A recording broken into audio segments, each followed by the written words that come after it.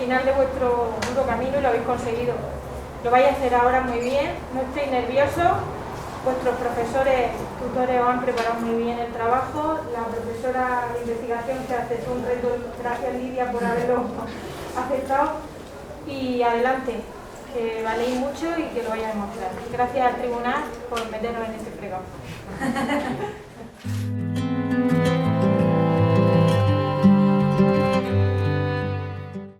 Buenos días, mi nombre es Francisco Javier Rosel Martínez y voy a presentar mi proyecto de investigación llamado Los terremotos y su influencia en la edificación.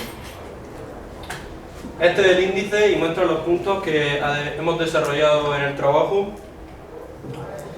Un terremoto, sismo o seísmo es una sacudida en el terreno producida por fuerzas que actúan en el interior del planeta y que se propaga en forma de ondas materiales. Consta de varias partes. En primer lugar, la falla, que es la fractura del terreno, donde dos bloques se mueven entre sí. El epicentro, que es el punto en la superficie de la Tierra que se encuentra sobre la proyección vertical del foco. El hipocentro o foco, que es el punto interior de la Tierra donde se origina un movimiento sísmico. Y los terremotos suelen darse cuando chocan dos placas tectónicas, que son placas de la litosfera relativamente rígidas que se mueven sobre la actinosfera, que es una zona relativamente plástica del manto superior, donde se originan las famosas ondas sísmicas. Tenemos varios tipos de terremotos según la profundidad de su foco. En primer lugar, los superficiales, cuyo foco no va más allá de los 70 kilómetros de profundidad, generalmente son los más destructivos, ya que tienen un impacto mayor sobre la superficie al estar más cerca. Los intermedios, cuyo foco está entre los 70 y 300 kilómetros de profundidad, y los profundos. Esta actividad sísmica se encuentra fuera de los límites de la litosfera. Son casi imperceptibles debido a la lejanía con la superficie terrestre y se conoce con un nombre especial que se llama batisismo. Para medir los terremotos tenemos dos escalas. La escala de Mercalli, en primer lugar, que va desde el nivel 1 hasta el nivel 12, siendo el 12 el más catastrófico. Y la escala de Richter, que es una escala logarítmica que va desde 3,5 hasta 8 o incluso más. Para conocer bien un terremoto es necesario conocer los conceptos de frecuencia y amplitud de una onda. La frecuencia es el número de oscilaciones que realiza un punto sobre un eje y pues se mide en segundos a elevado a menos 1 o hercios. La amplitud, que se representa con la letra A mayúscula, que es el grado máximo de oscilación de una onda o distancia respecto al eje X o eje de abscisa. El terreno sobre el que está edificado pues, una construcción es muy importante en las consecuencias y la influencia de las vibraciones de un terremoto sobre dicha construcción, así como la influencia antropogénica y la extracción de energías fósiles. Los objetivos del trabajo se dividen en principales y específicos. En primer lugar, el objetivo principal es el estudio de los daños producidos en el edificio derivados de las vibraciones de los terremotos y su comparación con el terremoto de Lorca producido en 2011 con una magnitud de 5,1 en la escala Richter. Como objetivo específico del trabajo tenemos la realización de la simulación de un edificio de varias plantas para desarrollar sus expresiones de daño y comparar los datos obtenidos en el laboratorio con los del terremoto de Lorca. También estudiar la influencia de la actividad de las personas sobre la actividad sísmica y estudiar I+D nuevas construcciones en zonas sísmicas.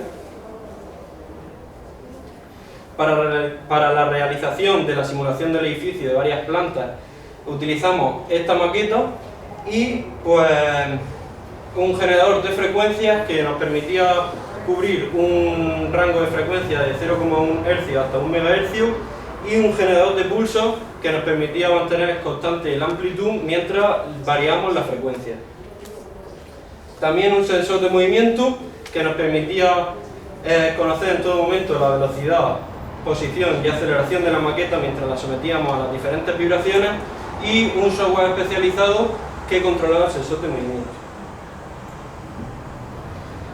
Gracias a esta simulación que realizamos, pues obtuvimos la siguiente tabla de datos, donde se muestran los diferentes desplazamientos debido a las diferentes frecuencias que sometíamos a la maqueta. Con esto obtuvimos la siguiente tabla de datos, donde se muestran en las gráficas que la frecuencia de resonancia, es decir, la frecuencia que representaba un grado máximo de oscilación, para la planta 1 era la de 10 Hz, para la segunda planta la de 1 Hz y para la tercera la de 2 Hz.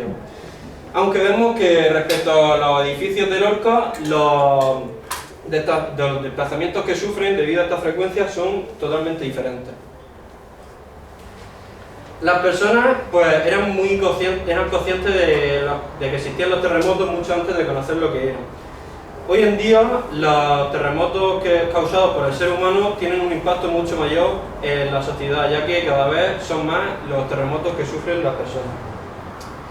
Las diferentes actividades que realizan los seres humanos que pueden causar terremotos son la minería. Tenemos el ejemplo de un terremoto ocurrido en Oklahoma en 2018 con una magnitud de 5,6 en la escala Richter.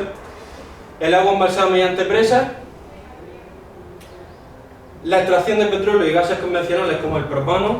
La extracción de energía geotérmica. La inyección de fluido en pozos petroleros y el fracking.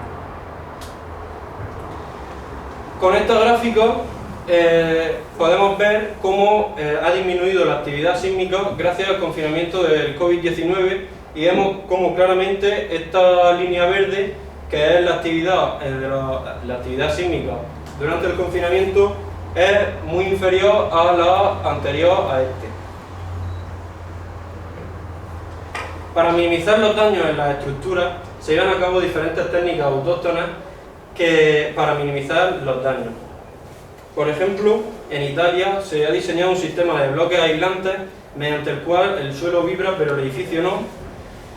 En Estados Unidos y Japón se lleva a cabo un aislamiento de las bases del edificio para que no vibre la construcción entera, y existe una técnica llamada quincha, originaria en Perú, que se utiliza desde tiempos prehispánicos, mediante la cual se mejora la proporción de harina, arcilla y fibra vegetal en los edificios, que actúan como muros de ladrillo o hormigón de 20 centímetros de espesor. Las conclusiones que hemos obtenido han sido que a cada planta en un edificio, depende de la frecuencia a la que esté el terremoto, pues le someten un desplazamiento diferente en cada planta, y comparándolos con Lorca vemos cómo podría afectar un terremoto a los edificios con la misma magnitud. También que la actividad sísmica tiene una influencia muy directa y que se ve de forma clara con las actividades que realiza el ser humano, como la minería, el agua embalsada y las actividades mencionadas anteriormente, y que las vastas construcciones y la extracción de combustibles fósiles favorecen los temblores de tierra. Así como el confinamiento del COVID-19 ha disminuido drásticamente la actividad sísmica, y que también se llevan a cabo técnicas autóctonas en cada zona sísmica y se utilizan diferentes materiales para reducir al mínimo los daños producidos por los terremotos. En último lugar, me gustaría agradecer a Juan Francisco Sánchez de la UPCT por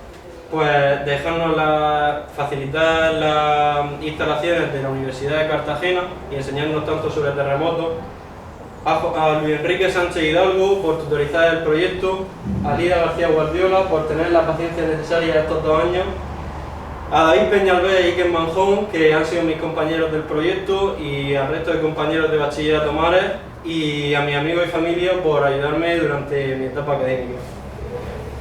Muchas gracias y espero que les haya gustado.